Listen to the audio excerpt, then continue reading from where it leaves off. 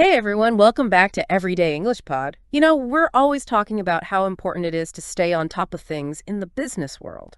It really is all about being able to think on your feet, right? Being Yeah. ready to jump in and solve problems in a smart way. Exactly. And that's exactly what we're diving into today. We're going to be looking at a whole bunch of these classic situations that just seem to pop up all the time in business.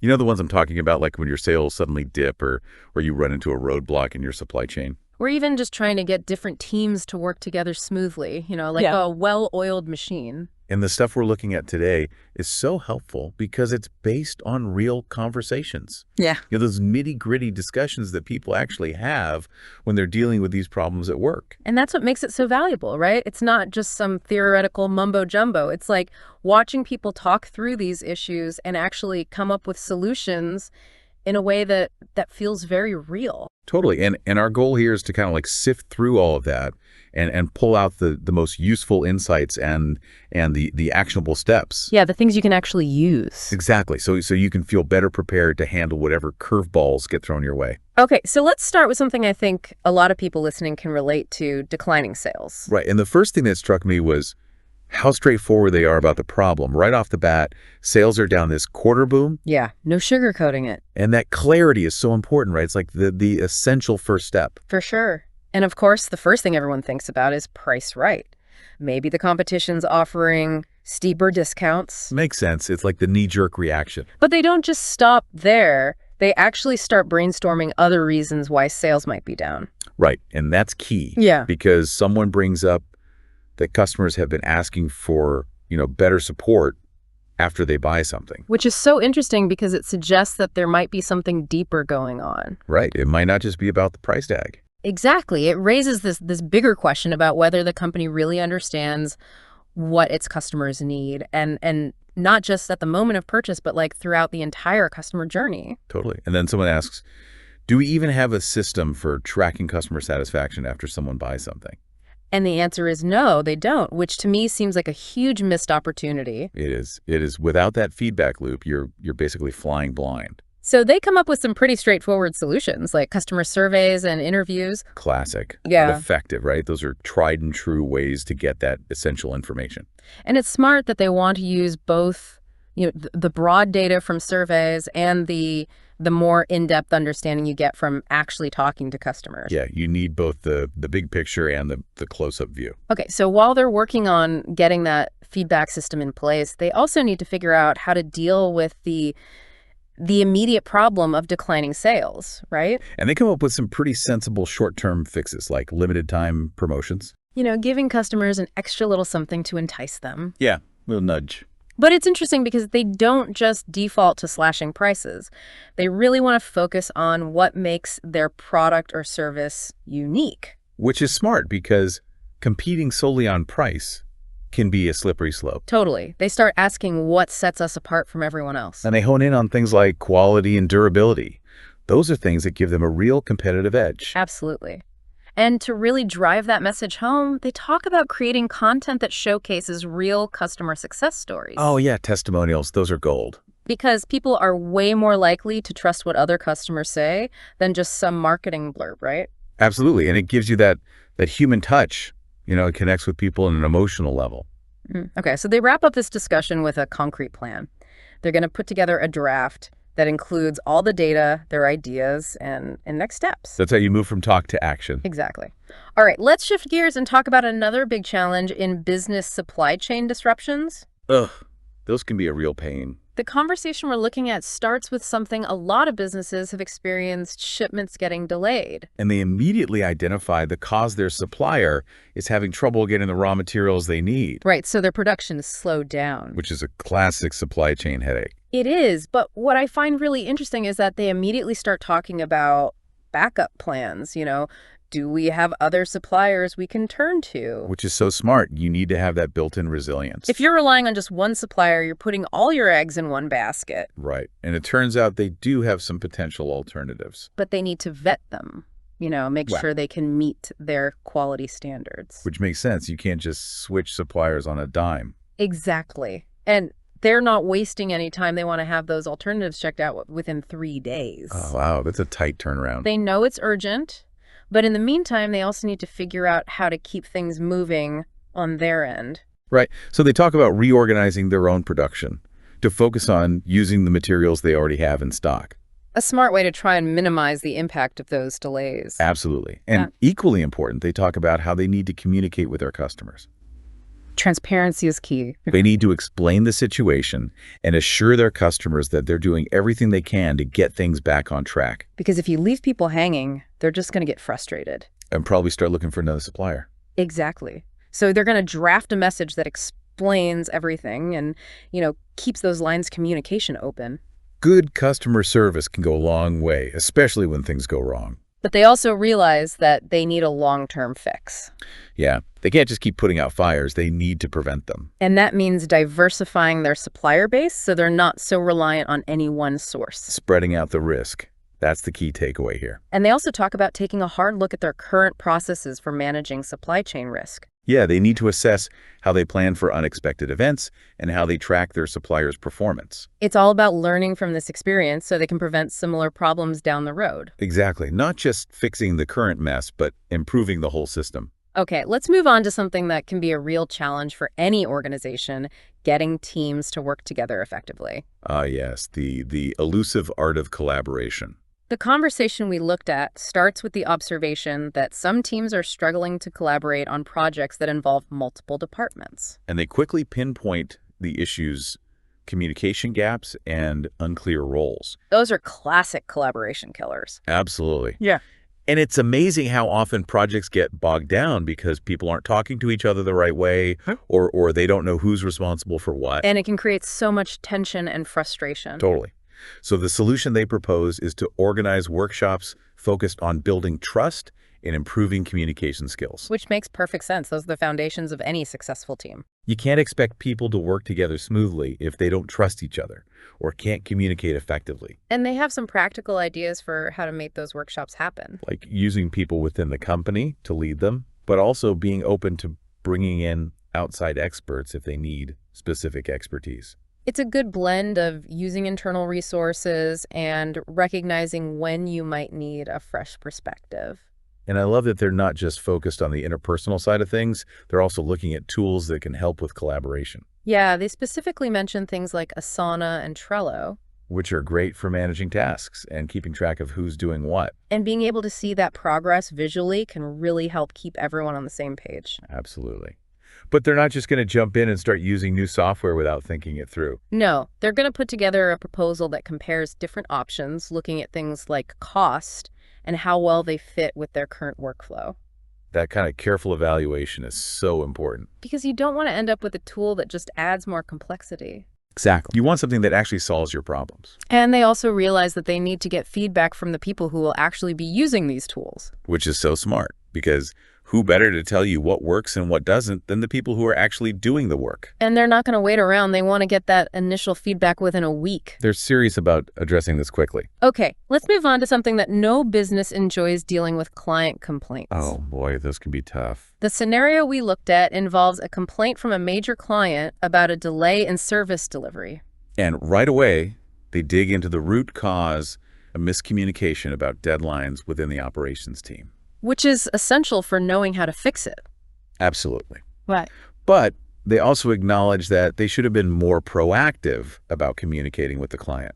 They shouldn't have waited for the client to reach out to them about the delay. Right. That lack of communication can really damage trust. So to try and rebuild that trust, they offer a few things. Like a discount on the client's next order. And a detailed report on how they're going to prevent similar delays from happening again. Concrete actions that show they're taking the complaint seriously. They're not just saying sorry, they're actually doing something about it. And they also focus on addressing the root cause of the problem by setting stricter internal deadlines. Building in some extra buffer time. That way, even if there are some internal hiccups, they're less likely to miss the client's deadline. And they also decide to assign a dedicated account manager to this client. That personal touch can make a big difference. Especially when you're trying to repair a relationship. Absolutely. Yeah. And they're going to follow up with the client to present their action plan in person. Which shows they're really committed to making things right. They're not just hoping the problem will go away. And looking ahead, they realize they need a more standardized way of handling complaints. So they're going to create a formal process. A set of steps to follow whenever a similar situation arises. That way they can ensure consistency and a quick resolution. Okay, let's shift to a more positive note, launching a new product. Always an exciting time. The conversation we're looking at shows a team going through all the details to make sure they're ready for a launch next month. They're really covering all their bases. Yeah, and it's clear that they've put a lot of thought and effort into this. It's not just a wing it situation. Most things are on track, but they do have a few key things they need to finalize. Like approving the marketing materials and nailing down their pricing strategy. And they're taking a very data-driven approach to pricing. Which is smart. They're looking at what their competitors are doing. They're not just pulling numbers out of thin air. And they're also thinking about the people who will be selling this product. They've got training sessions planned for the sales team. To make sure everyone is up to speed on the features, the benefits, and how to address potential customer questions. And they're also thinking about how to generate buzz and reach a wider audience. They're going to reach out to key influencers and explore potential partnerships. Smart move. Leveraging those existing networks can really amplify their message. And the actual launch event seems very well organized. They've got the venue and guest list confirmed. And they're working on the agenda and securing a keynote speaker. They're not leaving anything to chance. And they're making sure their online strategy is aligned as well. They're working with the digital team to finalize the content calendar. Making sure everything is cohesive and hitting all the right notes. But what I find really impressive is that they're already thinking about what to do if the launch doesn't go as planned. They're drafting a backup plan. Just in case they don't get the initial buzz they're hoping for. It shows they're prepared for different scenarios. That kind of foresight can really pay off. Okay, let's talk about something every business wants more of: productivity. Right. And the conversation we looked at starts with the team reviewing their performance metrics. They're trying to pinpoint areas where things aren't quite as efficient as they could be. And they identify a common culprit. People are juggling too many tasks at once. And priorities aren't clear. Which leads to a lot of wasted time and effort.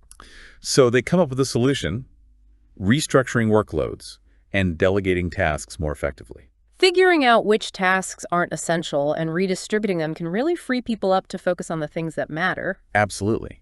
And they also suggest implementing weekly stand-up meetings. Those short, regular check-ins can be so helpful for keeping everyone on the same page. And for addressing any roadblocks quickly. And they also bring up the issue of skill gaps.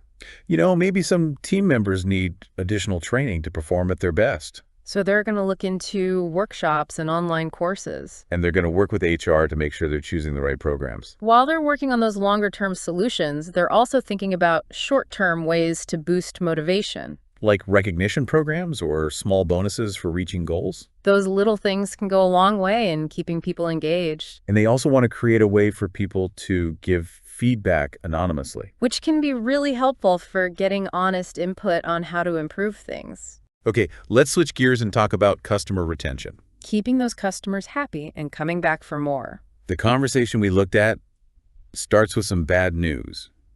Their customer retention rates have dropped. And they've identified the likely culprit. Their loyalty program isn't cutting it. Customers are leaving for competitors who offer more enticing rewards. So they decide to completely revamp their loyalty program. They're going to brainstorm ways to offer more personalized rewards and exclusive benefits. Because everyone loves to feel special. Right. And they're also going to benchmark their program against their competitors. They need to see where they're falling short. In the meantime, they're also looking at ways to win back customers who have already left. They're going to try offering limited-time deals with special discounts. A classic tactic, but often effective. And they're also looking at how their customer support is impacting retention. Apparently, some customers have been complaining about delays in getting their issues resolved. Not good. So they're going to invest in training for their support team. To make sure they can handle inquiries more quickly and efficiently. And they're going to work with HR to make sure the training is top-notch. Finally, they're going to survey their current customers to get a better understanding of what they value most. That direct feedback is invaluable. Okay, let's talk about something every business needs to be mindful of: reducing operational costs. Got to keep that bottom line healthy. The conversation we're looking at explores a variety of cost-cutting measures. Like renegotiating contracts with suppliers to get better terms, or bulk discounts. Classic negotiation tactics. He also identifies some areas where they can reduce spending. Like travel and events. They're going to shift more meetings online. Makes sense in today's world. And they're also looking at ways to streamline their production processes, They're going to explore lean manufacturing principles. which is all about eliminating waste and maximizing efficiency. They'll need to work closely with the operations team to make sure those changes don't negatively impact quality. Right, you don't want to cut corners that will hurt your product. They're also considering automating more tasks. Upgrading their software systems can save time, reduce errors, and lower labor costs in the long run.